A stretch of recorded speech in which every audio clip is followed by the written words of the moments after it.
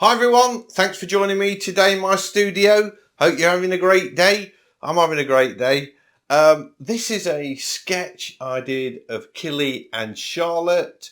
I did it in Artstudio Pro and I wanted to try out the thick coal brush. So let's see how I got on with it.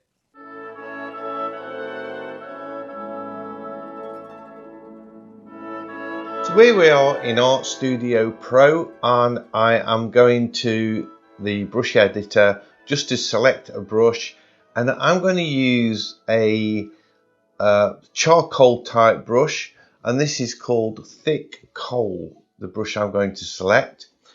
And the reason I chose that one is because it's obviously a charcoal type brush, and I wanted this to be sort of a drawing that was sketched out in charcoal in a very conventional way. So that was the choice of that brush. I've never used it before. I just tried it a little bit before I used it. I did come up with one or two issues with it, which I'll talk about a little bit later on.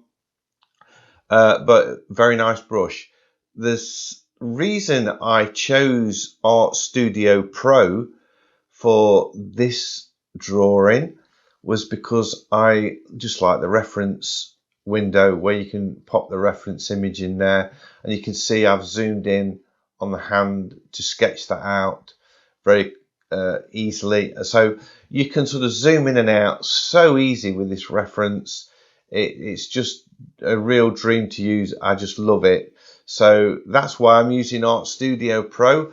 And I haven't used any charcoal brushes in here in this app before, so it is a first for doing a charcoal drawing in Artstudio Pro.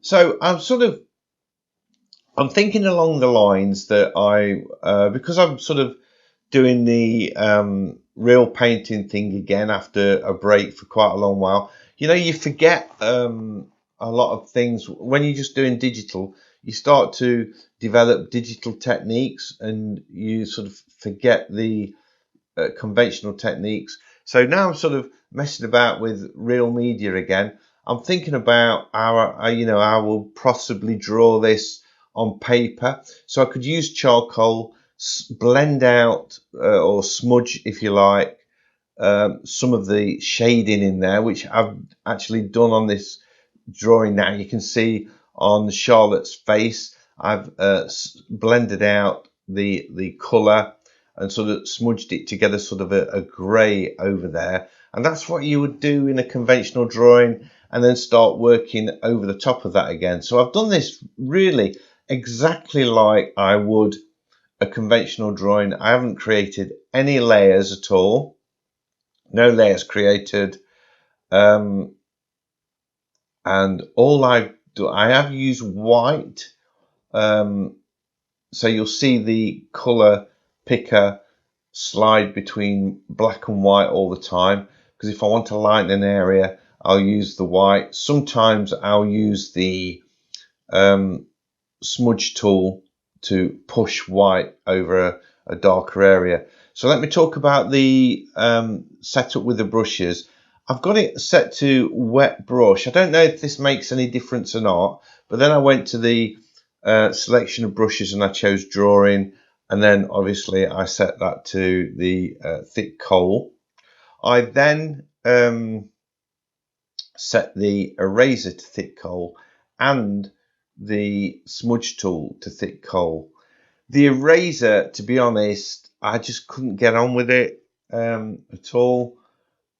It was just too aggressive to raise out, and I could have gone to the trouble of selecting a nice sort of airbrush type eraser to use, but I don't like doing that because you get a different texture. So instead of using the eraser, I chose to use the white colour to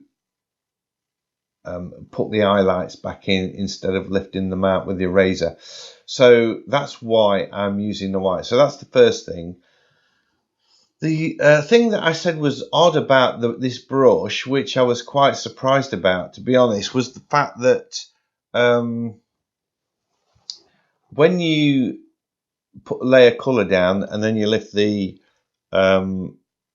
stylus up and then lay over it again, it kind of multiplies over the colour. It's like having a multiply layer where it darkens the colour quite a lot. So that felt a little bit odd. I felt a little bit unnatural. But apart from that, I love the texture of it, and I loved if you took the flow right down. You could, so say for example, what I'm trying to say here, if I'd smudged some of the colour, so sort of blended out all the texture on it, and then I took the flow of the pencil right down and just lightly passed it over that smudged area where I'd blended colours together, it overlaid a nice soft texture over the top of that blended area, which I felt was really, really nice. So the drawing then, this is obviously Killy. If you've been following the channel for any length of time, you'll know Killy is my grandson. He's a lovely little boy. He's got lots of issues. He's quite poorly, but he never stops smiling. He's happy daft, really. And this is a picture of him with his mummy, just sort of wiping his mouth after he's had something yummy to eat. And he's got this real nice innocent way of holding his hands, which I wanted to capture in the picture, and the little sparkle in his eyes. I actually added a little sparkle to the left eye, which isn't in the original photo.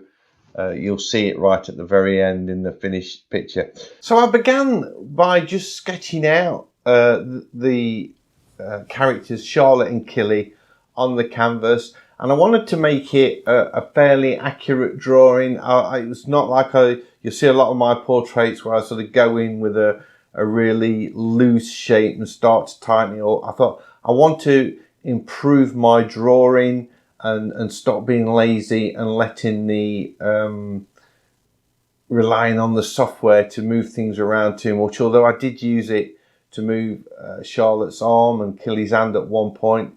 And you'll notice that I moved the arm down a little bit and had to sort of merge the colours together. But on the whole, I did a reasonable job of the drawing, first of all, and then I went in blocking in tones of shades, dark tones, mid-tones, and then I used the blending brush to blend them out to give me get the whole thing sort of drawn in, sketched, and all the tonal values in there where I wanted them.